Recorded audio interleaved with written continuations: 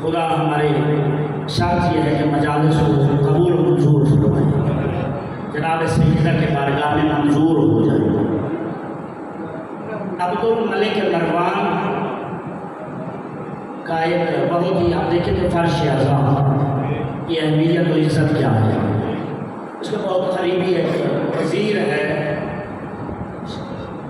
البتہ وزیر یہ زمانے میں کہ بہت قریب تھا، شہاب الدین زہری اصل محدث ہے، اور محدث اس پائے کا ہے کہ شام کے اندر جو بادشاہ تھا دنیا داروں کا، اس نے ایک دفعہ پوچھا کہ میں نے سنا ہے کہ جب امیر المومنین علیہ السلام کو ضربت لگی تھی تو جو بھی پتھر اٹھایا جاتا تھا اس کے نیچے سے خون نکلتا تھا، کیا یہ سچ ہے؟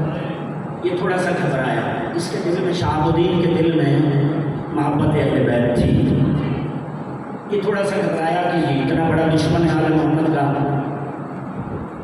تھوڑا سا گھبرایا تو وہ کہتا ہے کہ میں نے سنی ہے یہ بات، آپ سے صرف تصدیق کرانا چاہ رہا ہوں، اب بتانا ہوا ہے یا نہیں ہوا ہے؟ تو اس نے تصدیق کی کہ ہاں بے شک صحیح ہوا۔ شہادت کے بعد 40 دن تک جو پتھر اٹھایا جاتا تھا اس کے نیچے سے خون نکلتا تھا، یعنی اس پائے کا شہاب الدین زہری، یہی اس کے گھر شادی ہے اس کے بچے کی، امام سجاد علیہ السلام کے پاس آ کے عرض کرتا ہے مولا میرا دل ہے کہ آپ کے قدموں سے میرے گھر میں رونق ہو، میرے بچے کی شادی ہے، میرے بچے کی شادی میں تشریف لائیں، دعوت دی۔ امام علیہ السلام نے ایک عجیب جملہ ارشاد فرمایا، امام علیہ السلام شہاب الدین زہری کی طرف دیکھ کر رو کے فرماتے ہیں، شہاب الدین جب سے میرا بابا ذبح ہوا ہے اس کے بعد سے ہم نے خوشی کی محفلوں میں جانا چھوڑ دیا ہے۔ اجرکم علی اللہ جعلکم اللہ من الواقعین۔ عزیزانو یہ جملہ میں نے پڑھا، آپ نے سنا تو ایک گناہگار چھوٹا سا، جب سید سجاد نے خود یہ جملہ کہا زہری پر کیا اثر ہوا ہوگا، زہری تڑپ گیا، اس کو دوبارہ اصرار کی جرأت نہ ہوئی، لیکن وہ غمگین دل کے ساتھ گھر میں چلا گیا۔ اب روایات کے اندر یہ منتہی الاعمال شیخ عباس قمی علیہ الرحمہ نے یہ نقل کیا، لیکن میں جو لفظ آپ کی بارگاہ میں پہنچا رہا ہوں یہ قبلہ علی نقی نقل صاحب کے، یہ ان سے پہنچا رہا ہوں۔ قبلہ فرماتے ہیں کہ وہ گھر گیا، کچھ دنوں کے بعد اسی حالت میں شادی تو کی، اب دائرہ سب کو بتا چکا تھا، لیکن دل میں امام کا جملہ اس طرح پیوست ہو گیا تھا، اس طرح گھر کر گیا تھا کہ وہ غم کی حالت میں رہا۔ کچھ دنوں کے بعد جب شادی کا ماحول ختم ہوا پھر امام کی خدمت میں آیا اور آ کر عرض کرتا ہے آقا اس دن آپ نے ایسا جملہ ارشاد فرمایا ہے جس کے بعد مجھے اصرار کی جرأت نہیں ہوئی، آقا میں چاہتا ہوں کہ آپ میرے گھر میں تشریف لائیں، آپ خوشی کے محفل میں تو نہیں آتے ہیں، آقا میں نے اپنے گھر میں آپ کے مظلوم بابا کی مجلس رکھی ہے، اجرکم علی اللہ، اگر ہو سکے تو آپ وہاں تشریف لے آئیں۔ عزادارو دیکھیے فرش اعظم پر کون کون آتا ہے۔ اب فرمایا کہ امام علیہ السلام نے فرمایا کہ جب میرے بابا کی مجلس ہے تو میں ضرور آؤں گا۔ عزادارو نے مضمون کو پورا مختصر کر امام علیہ السلام تشریف لے گئے، آپ ماحول اور پس منظر آپ کے سامنے ہے، اور عبدالملک کے ساتھ اس کا تعلق، شام والوں کے ساتھ اس کا تعلق کے سامنے ہے۔ چند مخصوص چیدہ چیدہ مومنین کو مجلس میں دعوت دی گئی، مجلس شروع ہوئی۔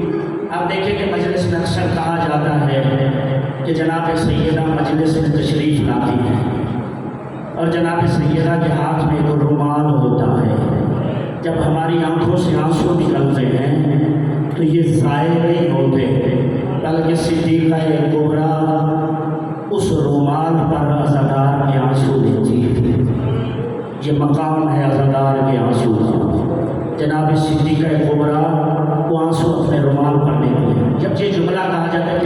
اثر ہوتا ہے کہ جناب سیدہ تشریف لاتی ہیں، سید سجاد تشریف لاتے ہیں، فلاں معصوم۔ اب ظاہر میں جہاں امام سجاد تشریف فرما ہو وہ کیسی مجلس ہوگی؟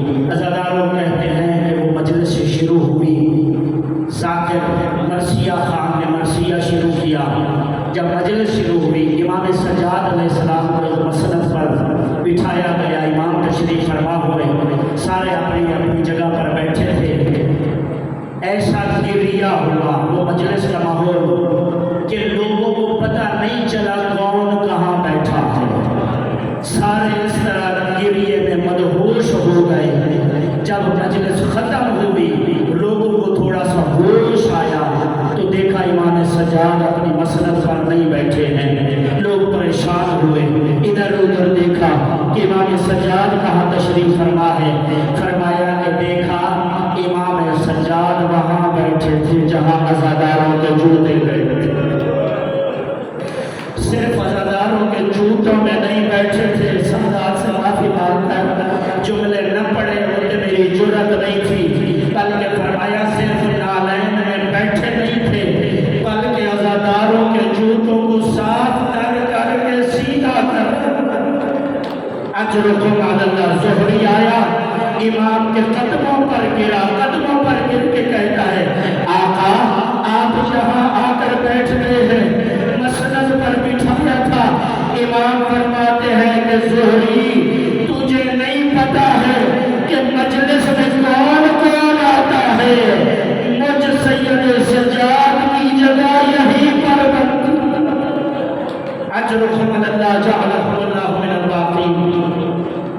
مولا میرا آپ کا شمار عزاداروں نے فرمایا رونے رلانے والوں نے کرے، عزاداروں سے زیادہ زحمت نہ دوں، مجھ سے حکم کیا ہے میری ساتھ نے پچھلے سال کی طرح کہ مسائل ان راتوں میں بعد از شہادت کے پڑھنے ہیں، حسین کی شہادت کے بعد کے مسائل مل کے پرسہ دیتے ہیں۔ میں بھی جانتا ہوں، آپ بھی جانتے ہیں شہادت کے بعد کیا ہوا،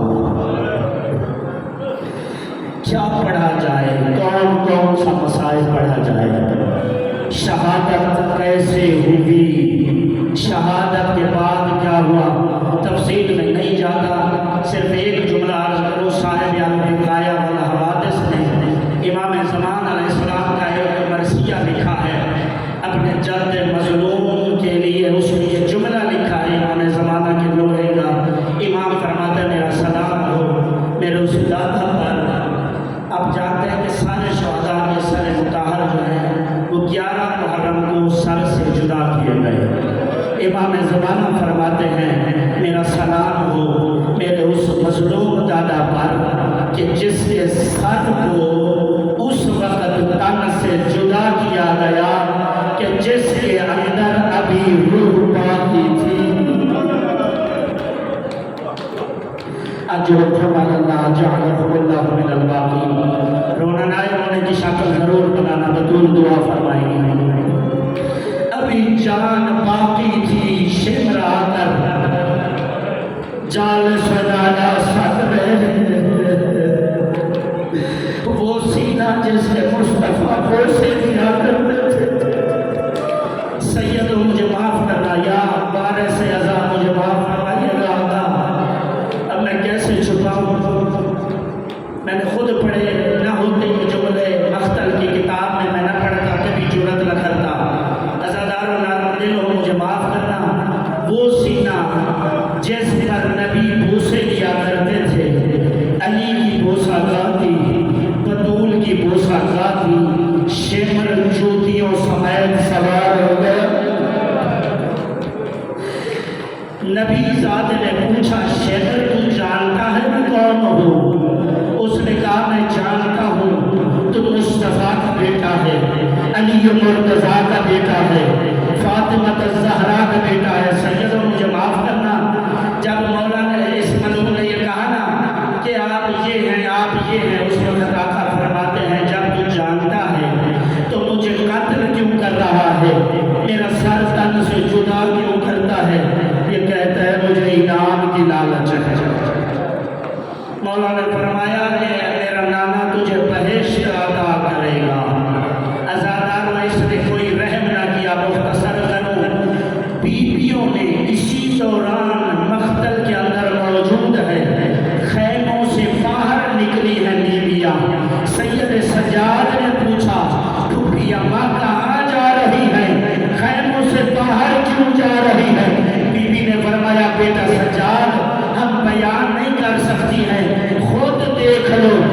بی نے جب پردہ اٹھایا سید سجاد کی نگاہ پڑھی آواز آئی السلام علیکم یا ابا عبداللہ، اے بابا میرا سلام ہو۔ بی بی نے پوچھا بیٹا سجاد کیا دیکھا؟ آواز آئی میں میرے بابا کا سر میں دینے جاؤں۔ اجرکم علی اللہ جعلکم اللہ من الباقین، اجرکم علی اللہ۔ ہو گئے حسین ذبح، ہو گئے حسین شہید، یا یوں کہوں پرانے عزادار بیٹھے ہو، جناب زینب عالیہ سلام اللہ علیہا کے ساتھ بچپن گزارنے والے حسین، وہ ایک لوہے کا جملہ ہے، مجھے تو بہت اثر کرتا ہے اور کمال جملہ ہے جس نے لکھا ہے اللہ جزائے خیر عطا فرمائے۔ اس کی غربت کو کبھی محسوس کرنا تنہائی میں بیٹھ کر جناب عالیہ کے لیے بابا میں تنہا رہ گئی ہوں، ویر حسین کے بعد حسین کے بعد زینب اکیلی رہ گئی۔ وہ قافلہ جو حسین کی سرداری میں آیا تھا علیہ السلام، وہ قافلہ جو عباس علیہ السلام کی علمداری میں آیا تھا، اب علی کی بیٹی علیہ السلام کے پاس وہ اکیلا رہ گیا۔ اب بی بی تنہا اس کی سردار رہ گئی۔ یہی وجہ ہے کہ بعد از شہادت جتنی مصیبتیں آئی ہیں، قبلہ حافظ کفایت حسین مرحوم علی اللہ مقامہ کی کتاب میں نے پڑھا ہے، قبلہ فرماتے ہیں جتنے بھی یتیم بچے بچ گئے تھے، جسے بچ گئے کی سمجھ آئی ہے، جو بچ گئے تھے، اس لیے کہ بعد حسین شام غریبہ میں اب ظاہر عباس رہ نہیں گئے تھے، حسین رہ نہیں گئے تھے، یہ بے غیرت ہو گئے تھے۔ اگر جملہ برداشت کرو تو عرض کرو دن تک ظلم ہوتا رہا، شام غریبہ سے بعد از قتل حسین بے غیرتی شروع کر دی تھی۔ یہ بے غیرتوں نے اس ماحول میں ان غریبوں کے خیموں میں تلوار لے کر ہنستے ہوئے شرابیں پی کر اس طرح حملہ کیا ہے سیدوں مجھے معاف فرمانا کہ آل محمد کے بچے ڈر کر مقتل میں بھاگے ہیں، کوئی اس طرف بھاگا ہے، کوئی اس طرف بھاگا ہے۔ اس بھاگنے کے دوران سیدوں مجھے معاف کرنا صرف بچے نہیں، مولا حسن مجتبیٰ کی 2 بیٹیاں اور سرکار مسلم کی 1 بیٹی گھوڑے کے سموں کے نیچے آ کر شہید ہو۔ اجرکم علی اللہ جعلکم اللہ من الباقین۔ رونا نہ آئے تو رونے کی شکل ضرور بنانا۔ عزاداروں یہی وجہ تھی کہ علی کی بیٹی نے جب ان کی لاشوں کو اٹھایا، غریب مخدوم مظلوم بھائی کی طرف دیکھ کر کہا بھیا تو نے اکبر اٹھایا تھا، تو نے قاسم اٹھایا تھا، تو نے اصغر کو اٹھایا تھا، انہیں کربلا کی گرم ریت پر سلا دیا تھا، لیکن بھیا وہ ہمارے بیٹے تھے۔ اب میں کیا کروں؟ میری غیرت کیسے برداشت کرے؟ یہ آل محمد کی بیٹیاں ہیں، عزادار علی کی بیٹی پوجا شام غریبہ حسین کے بعد کربلا کی صحرا میں بچیوں کی قبریں بنا دی۔ اجرکم علی اللہ جعلکم اللہ من الباقین۔ زینب عالیہ نے ایسے ظلم ہوئے، آخری جملہ زیادہ مسائل کون سوچ سکتا ہے، برداشت کر سکتا ہے؟ عزاداروں عجیب ظلم ہوا ہے شام غریبہ۔ میں بس ایک جملہ منظر عرض کرتا ہوں، دل دکھ جائے مجھے معاف کرنا، سادات سے خصوصی معافی مانگتا ہوں۔ اب کتاب میں نام فاطمہ لکھا ہے، کتاب میرے پاس موجود ہے۔ آپ جانتے ہیں کہ حسین علیہ السلام اپنی اماں سے بہت محبت मशहूर और हो गए, लेकिन सब बेटियों के नाम फातिमा ही थे। किसी का नाम कुबरा सलामुल्लाह अलैहा, किसी का नाम सकीना सलामुल्लाह अलैहा, किसी का नाम शुक्रा सलामुल्लाह अलैहा, मशहूर हो गए। असल नाम फातिमा ही थे। लिखा है अरबाब मकातिल ने अज़दार अली की बेटी फातिमा बयान करती हैं कि मैं शाम गरीबा खैमे के दरवाजे पर खड़ी थी, अपने बाबा के लाशा को देख रही थी। मख्तल में जो बिखरे हुए लाशों के टुकड़े पड़े थे देख रही थी। इसी दौरान ये जालिम हाथों में तलवारें लेकर हमारे खैमों की तरफ बढ़े। जब ये खैमों की तरफ आए हैं, बीबी फरमाती हैं, सैयदों मुझे माफ़ करना, बीबी फरमाती हैं मैं डर गई, हम सब मस्तूरात डर गए। बीबी फरमाती है मैं भी डर गई। क्या कर मैं कभी अपनी फूफी उम्मे कुलसूम की तरफ बढ़ी, कभी अपनी फूफी ज़ैनब आमिया की तरफ गई, लेकिन देखा कि ये ज़ालिम किसी को नहीं छोड़ते। मैं मुख्तसर कर रहा हूँ, जुमलों को समेट रहा हूँ, मुकम्मल गुरबत ना मैं पढ़ सकता हूँ, ना आप में बर्दाश्त है कि सुन सके। अज़ादारों, बीबी फरमाती है कभी मैं उस फूफी के पीछे जाती, कभी उस फूफी के पीछे जाती, लेकिन मैंने देखा कि एक ज़ालिम मेरी तरफ बढ़ रहा है। मैंने उसे देखते हुए हुसैन की मज़लूम बेटी फरमाती है मैंने दौड़ना शुरू किया। मैंने देखा कोई ज़ालिम मेरी फूफी से चादर छीन रहा है, कोई तुर छीन रहा है। अजरुकुम अल्लाह, जनाब सैयदा आपसे राज़ी हो, हुसैन अलैहिस्सलाम राज़ी हो, सैयद सज्जाद राज़ी हो। वो आवाज़ें जो हुसैन के गम में बुलंद होती हैं, दुनिया और आखिरत में किसी गम में न रोए। वो आँखें जो हुसैन की बच्चियों के लिए रोती हैं, हुसैन दुनिया और आखिरत में उन पर रहमत नाज़िल फरमाए। अज़ादारों, हुसैन की यतीमा, हुसैन की मज़लूमा फरमाती है मैंने दौड़ना शुरू किया, लेकिन मैं कितना दौड़ती सैयदों मुझे माफ़ करना। बीबी फरमाती है उस ज़ालिम ने एक नेज़ा मारा जो मेरे कमर में आकर लगा, मैं करबला की ज़मीन पर गिर गई। वो ज़ालिम मेरे करीब आया, मेरे साथ से चादर छीन ली, मेरे गोशवारे इस तरह उतारे, मेरे कानों से खून जारी हो गया, मेरा ज़ेवर लूट के ले गया। मैं रोते रोते गश कर गई। जब गश से अफाका हुआ, मैंने अपनी फूफी ज़ैनब आलिया को देखा, मेरे सिरहाने खड़े रो रही है। जुमला ज़बर आखिरी है। बीबी फरमाती है मैंने कहा फूफी अम्मा, अगर कोई चादर बची हो